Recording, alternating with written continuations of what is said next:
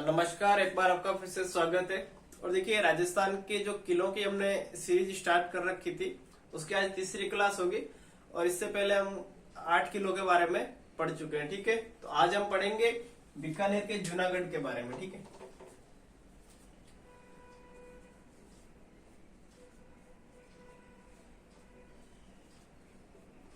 जूनागढ़ दुर्ग कहाँ स्थित है? बीकानेर में।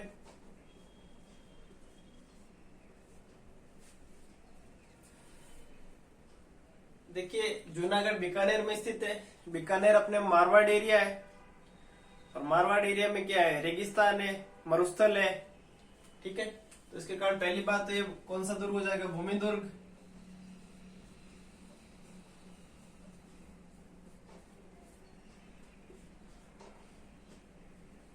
दूसरा कौन सा हो जाएगा? धानवन दुर्ग।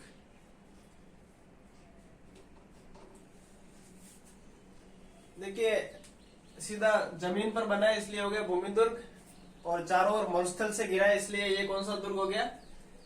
धानवन दुर्ग। ठीक है, इसके निर्माण की बात कर लेते हैं।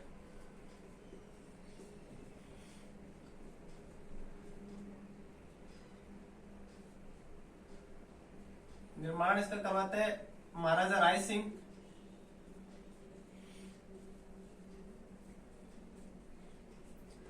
अपने मंत्री करमचंद की देखरेख में। ठीक है,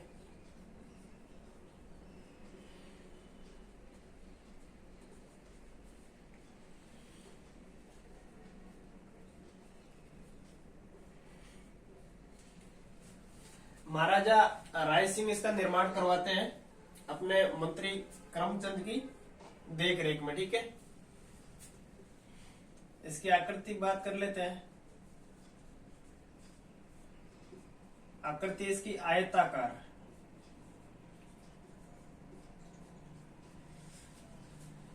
किला बना हुआ है रेक्टेंगल टाइप में। ठीक है, जैसे आमने सामने की जो परकोटे दीवारें हैं वो बराबर है, इस तरह का ये किला है। ठीक है, तो जूनागढ़ दुर्ग कहां पर है? बीकानेर में। कौन सा दुर्ग हो गया? भूमि दुर्ग, क्योंकि जमीन पर बना हुआ है। धानवन दुर्ग हो गया, मतलब ये मरुस्थल से गिरा हुआ है। निर्माण करवाते हैं इसका महाराजा राय सिंह अपने मंत्री करमचंद की देखरेख में।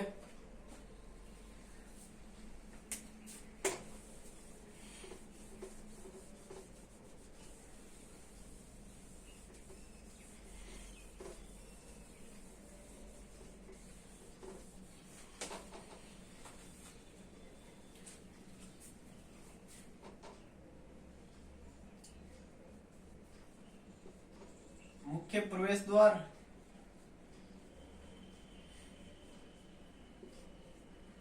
चांदपोल,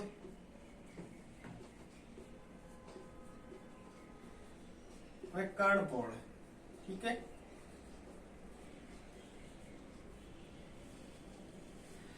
चांदपोल और कर्णपोल नामक दो प्रमुख मुख्य प्रवेश द्वार है। ठीक है, अन्य प्रवेश द्वार में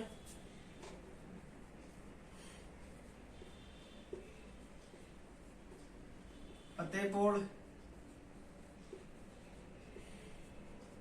दुर्वेपोल,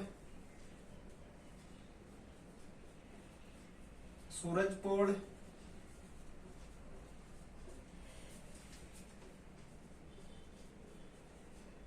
और दौलतपोल।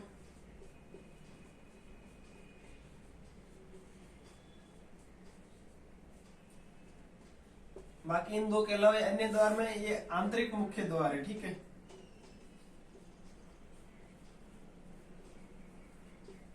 ये क्या है?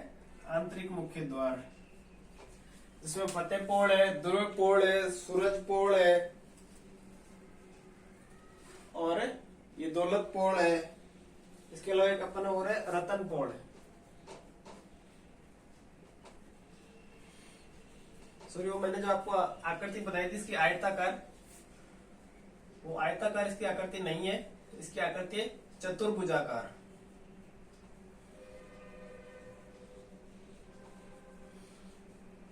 ठीक है, तो सॉरी, उसके लिए करेक्शन कर लीजिएगा आप। आयताकार की जगह चतुर्भुजाकार आकृति है इस किले की, ठीक है। मुख्य प्रवेश द्वार चांदपोड़ व कर्णपोड़, अन्य आंतरिक प्रवेश द्वारों में फतेहपोड़ आ जाएगा, ध्रुवपोड़ आ जाएगा अपना, सूरजपोड़, दौलतपोड़ और रतनपोड़। देखिए सूरजपोड़ है, सूरजपोड़ में जयमल व फत्ता की छतरियां बनी हुई है।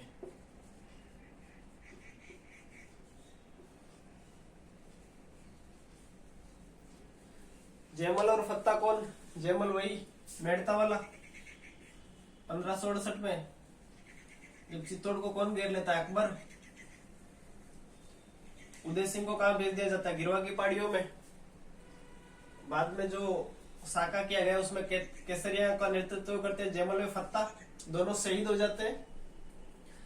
तो शहीद होने के बाद में यहाँ पर चित्तौड़ के किले में भी इनकी छतरियां बनी हुई है। हनुमान पोड़ और भैरव पोड़ के बीच पिछले से पिछली क्लास में हमने ये चीज पढ़ ली थी। और 1568 अपने बीकानेर के जूनागढ़ में भी सूरज पोड़ में इनकी छतरी मतलब छतरियां बनी हुई, जयमल व फत्ता की छतरियां, ठीक है।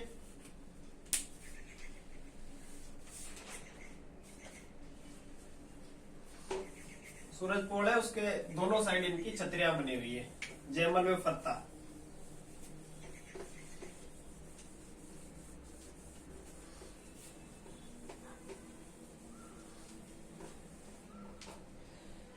इस किले में 33 करोड़ देवी देवताओं का मंदिर भी है, ठीक है।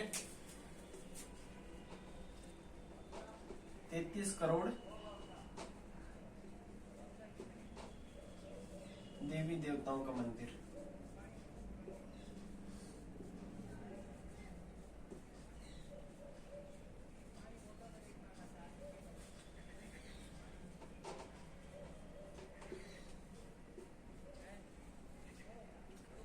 हिंदू मुस्लिम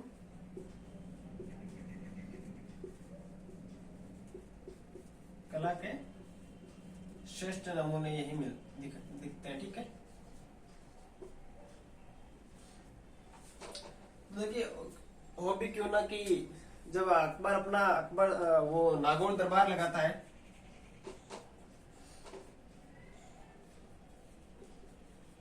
नागौर दरबार में बीकानेर का कौन था? कल्याणमल। जैसलमेर का कौन था? हर्राज। और अपने ये जोधपुर से कौन था? उदय सिंह, मोटा राजा उदय सिंह, चंद्रसेन का भाई। तो ये अकबर के अधीनता स्वीकार कर ही लेते हैं। तो उसके बाद में बीकानेर में भी जो अपन कहते हैं हिंदू मुस्लिम सामंजस्य हुआ था, तो उसके बाद में ये चीज वहां पर मिलना स्वाभाविक है, ठीक है। क्योंकि कल्याणमल के बाद में जो भी राजा थे वो मुगल दरबार में रहे थे, ठीक है। तो 33 करोड़ देवी देवताओं का मंदिर है। और नागौर दरबार के बाद में कल्याणमल के बाद जो भी राजा हुए थे वो अपने मुगल दरबार में रहे थे, ठीक है।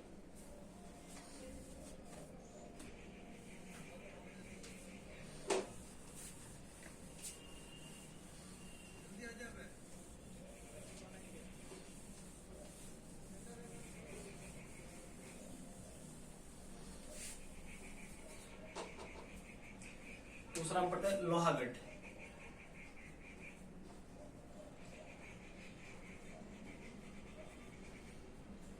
कहां पर है? भरतपुर में। कौन सा दुर्ग है? भूमि दुर्ग है।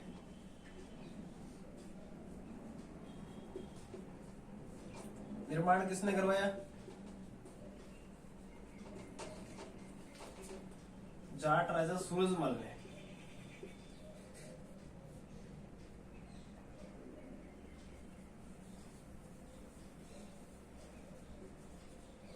जाट राजा सूरजमल इस किले का निर्माण करवाते हैं, ठीक है। जाट राजा सूरजमल इस किले को राजस्थान का सिंह द्वार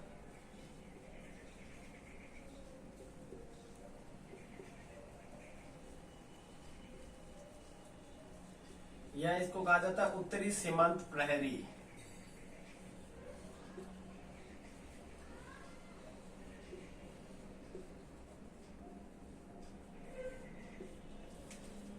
सोनारगढ़ दुर्ग। पहली बात कहाँ पर है? भरतपुर में। कौन सा दुर्ग है? भूमि दुर्ग। निर्माण कौन करवाता है? जाट राजा सूरजमल। और इसके उपनाम है राजस्थान का सिंह द्वार या उत्तरी सीमांत प्रहरी। ठीक है।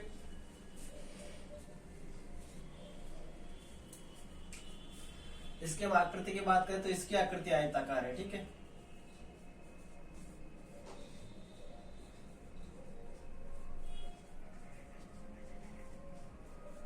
इसकी आकृति है आयताकार। 6.4 किलोमीटर में फैला हुआ है। ठीक है। इतने किलोमीटर एरिया में ये दुर्ग है वो फैला हुआ है। ठीक है।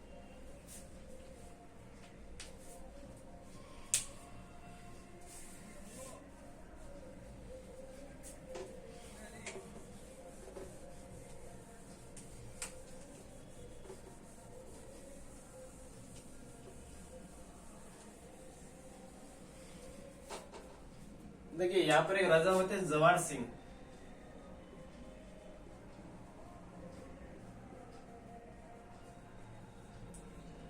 राजा जवाहर सिंह ने दिल्ली पर आक्रमण किया था। कहां पर? दिल्ली पर।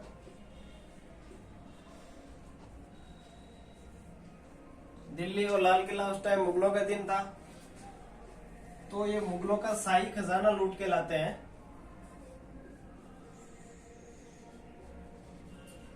और लाल किले में लगा एक अष्ट धातु का दरवाजा,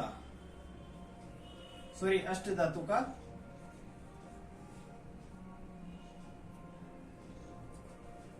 दरवाजा। ठीक है।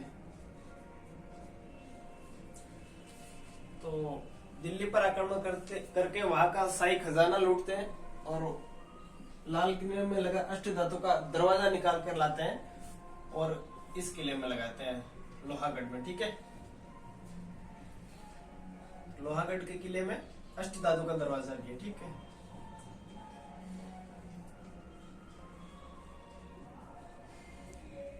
वो भी कोई पूछ लेता है कि वो दरवाजा कहां से लाया गया था, तो दिल्ली से लाया गया था। ठीक है। लाल किले से। राजा कौन थे उस टाइम? जवाहर सिंह।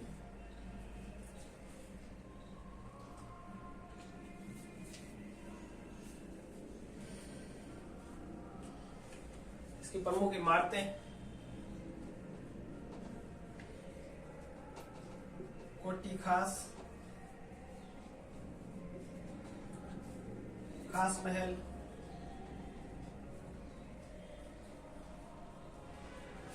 किशोरी महल,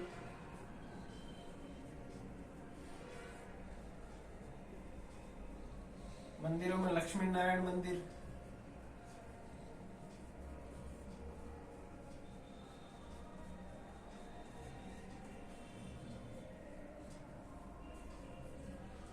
ठीक है। कोठी खास है, खास महल है, किशोरी महल है, लक्ष्मी नारायण मंदिर है, लक्ष्मण मंदिर है और बिहारी मंदिर है। ठीक है।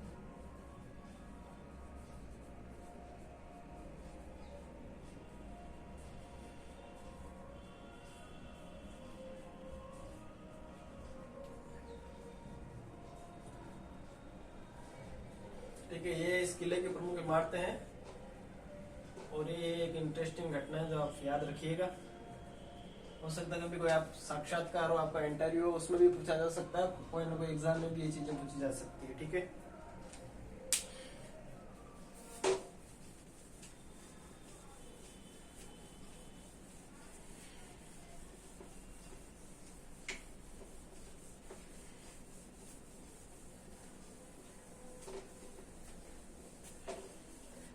इसके बाद में हम पढ़ते हैं जैसलमेर दुर्ग, या जिसको कहते हैं सोनारगढ़ दुर्ग।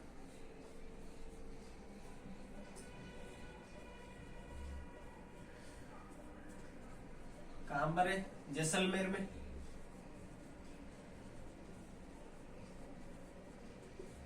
कौन सा दुर्ग है? फिर वही बात आती है, जैसलमेर। जैसलमेर में क्या दौरे हैं, रेगिस्तान है, मरुस्थल है, तो कौन सा दुर्ग हो जाएगा? पहली बात तो भूमि पे बनाया डायरेक्ट, तो भूमि दुर्ग। चारों ओर मरुस्थल से गिरा है तो कौन सा दुर्ग हो जाएगा? धानवंत दुर्ग।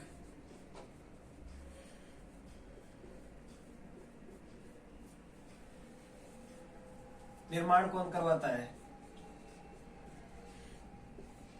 रावल जैसल।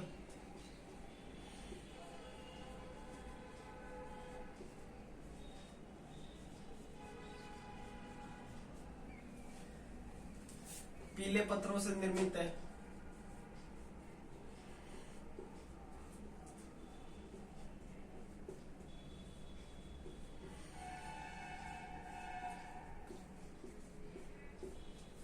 देखिए पीले पत्थरों से निर्मित है, और पीले पत्थरों पर जब सूर्य की किरणें पड़ती है तो ये सोने के समान चमकती है। ठीक है, इसी के कारण इसको क्या कहा गया है? सोनारगढ़ कहा गया है। ठीक है,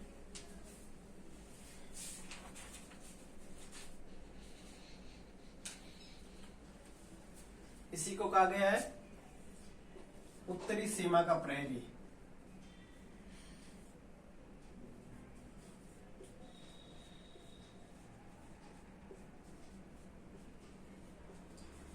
यह कहा गया उत्तर भड़ किवाड़।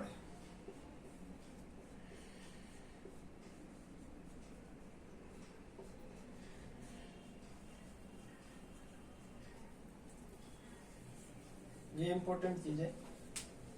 इस किले को उत्तरी सीमा का प्रहरी या उत्तर बड़ किवाड़ कहा जाता है। ठीक है, देखिए जैसलमेर के भाटियों के जो भी प्रतीक चिन्ह है,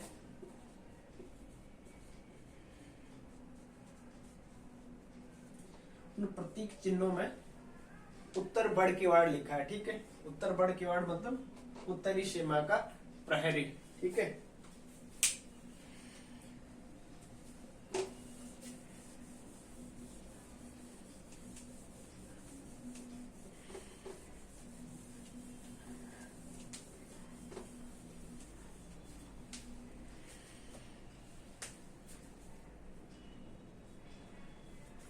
सबसे पहले 1001 ईस्वी में महमूद गजनवी यहाँ पर आक्रमण कर लेता है। ठीक है,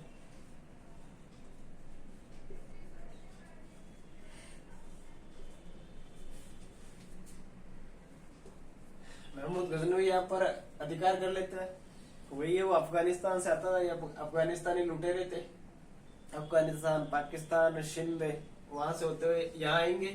तो देखिए इनका काम है लूटना, तो अगर बीच में कोई जगह है कि उसको नहीं छोड़ा जाएगा। ठीक है,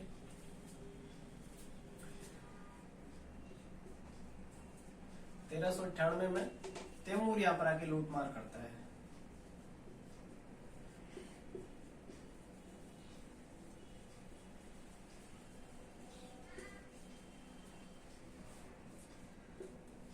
(1527) में बीकानेर का जेतसी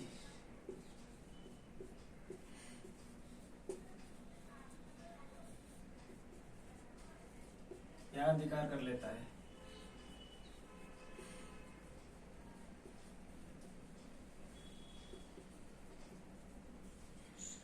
बाद में ये किला अकबर के अधीन चला जाता है।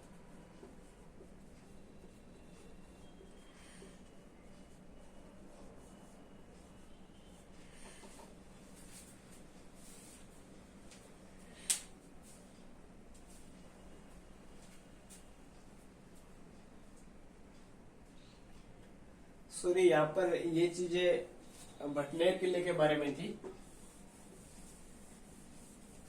सॉरी, वो गलती से मेरे दिमाग में रह गई ये चीजें, क्योंकि देखिए कोई भी चीज आपको पढ़ाने के लिए कोई भी बंदा, उसको ये तो है नहीं कि उसमें ये चीजें इनबिल्ट है, वो भी पढ़ता है, वो भी प्रिपरेशन करता है। अगर आपको आधे घंटे की क्लास पढ़ानी है तो अगले बंदे को 2 घंटे के लिए उस प्रिपेयर होना पड़ेगा, 2 घंटे उसको प्रिपरेशन करनी पड़ेगी। ठीक है, तो वो चीजें दूसरे किले के बारे में थी।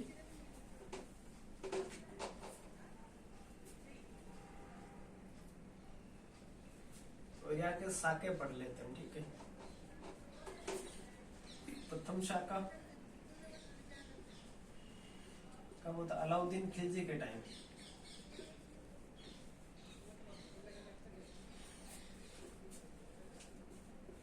देखिए इस खिलजी ने ना अपने सभी जगह शाखे करवाए थे। रणथंभौर में ये करवा के गया, चित्तौड़ में ये करवा के गया, और जैसलमेर में भी ये शाखे करवा रहा है। ठीक है, राजा था कुंवर मूलराज।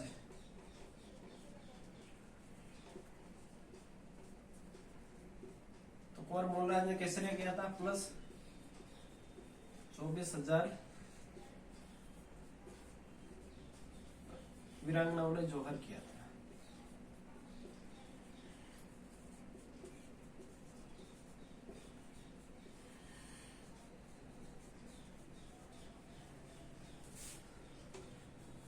प्रथम शाखा। दूसरा शाखा फिरोज शाह तुगलक के टाइम होता है।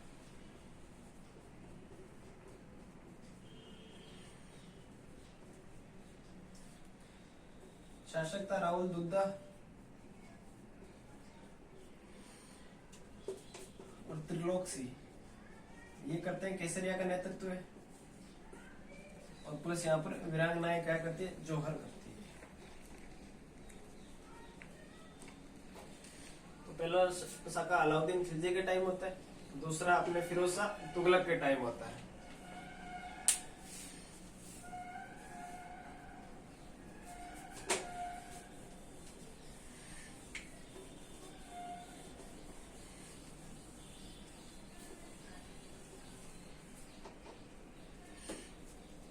तीसरा शाखा यहाँ पर उस टाइम आक्रमण करता है कंधार का अमीर अली।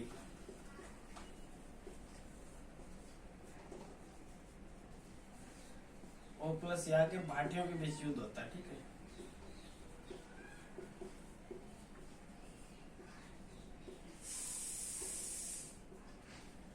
तो इसमें इसको अर्ध शाखा बोला जाता है। ठीक है,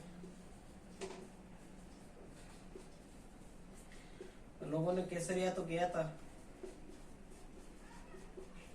लेकिन जौहर नहीं हुआ था इसमें, इसलिए इसको क्या बोलते हैं अपन, अर्ध शाखा। सोनारगढ़ दुर्ग में इस किले को बनाने के लिए चूने का इस्तेमाल नहीं किया गया। भाई पत्थर है उसको चिपकाने के लिए या तो चूने का इस्तेमाल करोगे, सीमेंट तो उस टाइम थी नहीं, तो मेनली किसका यूज किया जाता था, चूने का, बाकी हर किलो में। लेकिन कहते हैं कि जैसलमेर में तो पानी की वजह से कमी थी और चूने के लिए तो ज्यादा पानी चाहिए। ठीक है, तो ये किला मिट्टी से बनाया गया, मिट्टी से पत्थरों को चिपका कर। ठीक है, मिट्टी, चूने का प्रयोग नहीं किया गया है। तो तीन यहाँ के शाखे प्रसिद्ध है।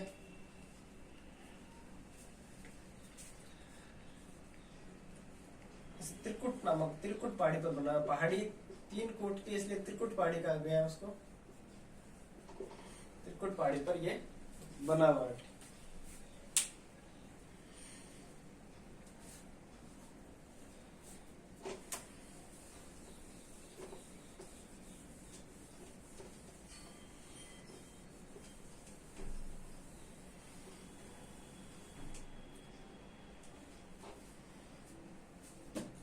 देखिए, इसके बाद में हम कुछ और चीजें की बात कर लेते हैं।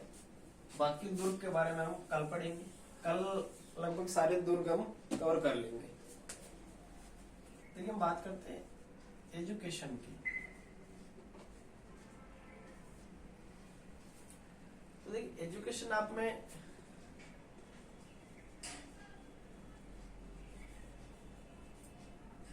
एजुकेशन आपको क्या देती है, पावर देती है। ठीक है, मेक्स यू पावर, कॉन्फिडेंट आपको बनाती है। आपको क्या बनाती है, सेंसिबल,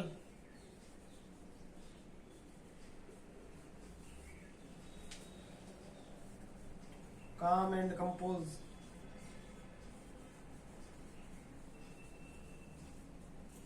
देखिए, जो एजुकेटेड आदमी है वो कभी ऐसे बहस नहीं करेगा, वो चीजों को जानेगा, चीजों को समझेगा। एजुकेशन आपका क्या डेवलप करती है, कैरेक्टर,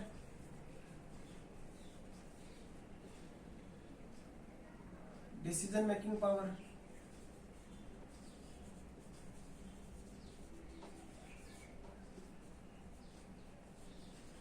और क्या डेवलप करती है, और पर्सनैलिटी।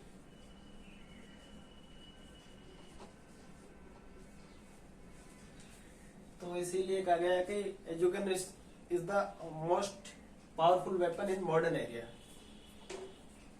Most powerful weapon. ठीक है,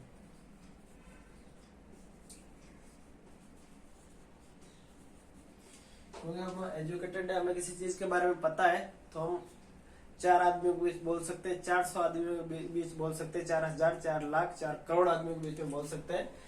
नहीं तो बस बैठ के तमाशा देखो या भीड़ का हिस्सा हम बने रह सकते हैं। धन्यवाद। बाकी की चीजों के बारे में हम कल पढ़ेंगे।